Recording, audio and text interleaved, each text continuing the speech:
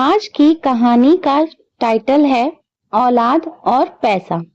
तो दोस्तों आइए शुरू करते हैं अपनी कहानी को। काजल, तुम अपने पापा से ऐसे कैसे बात कर सकती हो? सुनीता जी ने गुस्से में कहा, लेकिन काजल को परवाह नहीं थी। वो अपने पिता रामलाल जी पर चिल्ला रही थी। आपको बस पैसों की पड़ी रहती है, कभी ये नहीं सोचते कि बच्चों की भी कुछ जरूरतें होती हैं। मेरी सब फ्रेंड्स लग्जरी लाइफ जी रही हैं और मैं बस आपकी बचत की बात सुनती रहती हूँ। सुनीता जी बोली, काजल, हर चीज हमारी हैसियत देखकर करनी चाहिए। तुम्हारे पापा बहुत मेहनत से नौकरी करते हैं और जो थोड़ा बचता है वही तुम्हारी पॉकेट मनी बनता है। 1,000 रुपए पॉकेट मनी, वो भी महीने भर के लिए। इतने में तो मेरा एक दिन का खर्चा निकलता है। मुझे 5,000 रुपए चाहिए बस। काजल ने चिल्लाते हुए अपने माता पिता से कहा। रामलाल जी चुप बैठे रहे। उन्होंने जिंदगी भर अपनी जरूरतों को दबाया ताकि बेटे की शादी कर सके और बेटी के लिए कुछ बचा सके, लेकिन अब बेटी की मांग बढ़ती जा रही थी। 55 की उम्र में प्राइवेट नौकरी का कोई भरोसा नहीं और ऊपर से ये हालात। आखिर थककर उन्होंने कहा, सुनीता, इसे 5,000 रुपए दे दो, किसी भी तरह हम चला लेंगे अपना। सुनीता जी बोली, आप इसकी आदत बिगाड़ रहे हैं। कभी हमने अपने ऊपर इतने खर्च नहीं किए। सुनीता बोली, मतलब पैसे हैं लेकिन देना नहीं चाहते। सुनीता जी ने गुस्से में अलमारी से पैसे निकालकर उसके हाथ पर रख दिए। आज दे रही हूं पर अगली बार मत मांगना। 2 वक्त की रोटी और कपड़ा काफी है। काजल पैसा लेकर निकल गई। घर में सन्नाटा छा गया। सुनीता जी बोली, कुछ अपने बुढ़ापे के लिए भी सोचा है? रामलाल जी की आंखों में आंसू बह निकले। कहां से सोचूं? बेटा शादी के बाद अलग हो गया। सोचा था सहारा बनेगा, पर उसने भी हमें छोड़ दिया। दिन बीतते गए। एक दिन काजल ने आकर कहा, पापा, मैंने एक लड़का पसंद किया है, संजय। हम कोर्ट मैरिज करेंगे। जो पैसे आपने मेरी शादी के लिए जोड़े हैं वो मुझे दे दीजिए।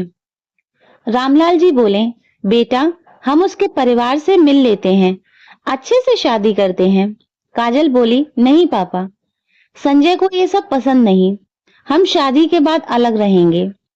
आखिरकार बेटी की जिद के आगे उन्होंने उसकी एफडी तुड़वा दी और पैसे दे दिए। जब काजल जा रही थी तो माँ ने पूछा, हम भी चलें? तो काजल ने बोला, नहीं मम्मी, जरूरत नहीं है। वो बस चली गई, सज धज कर उम्मीदों के साथ।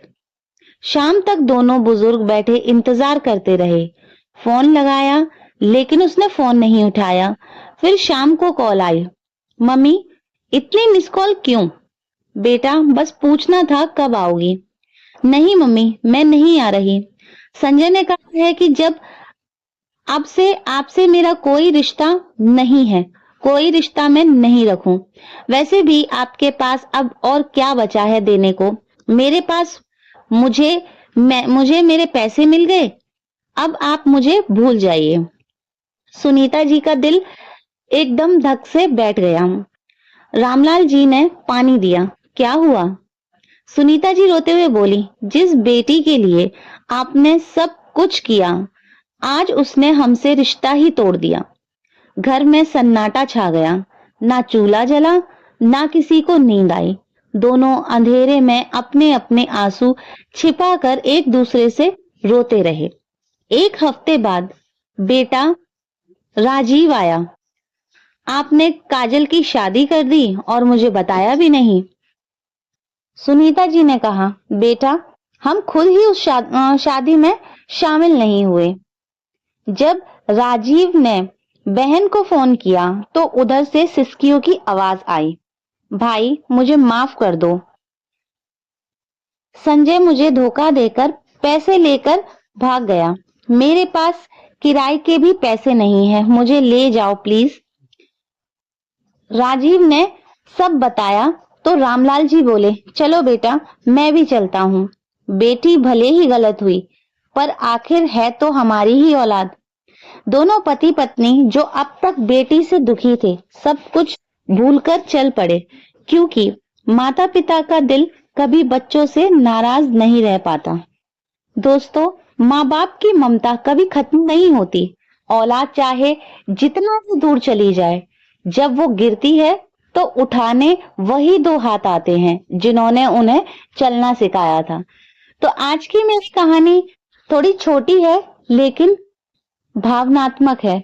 तो प्लीज अगर अभी तक आपने मेरी वीडियो को लाइक नहीं किया है तो एक लाइक कर दीजिए। चैनल पे नए हैं, पहली बार आए हैं तो जल्दी से चैनल को सब्सक्राइब करके बेल आइकन को ऑन कर लीजिएगा ताकि मेरी लेटेस्ट वीडियो का नोटिफिकेशन सबसे पहले आपके पास पहुंचे। तो फिलहाल मिलती हूँ एक और इंटरेस्टिंग कहानी के साथ, तब तक अपना ख्याल रखें। Thanks for watching.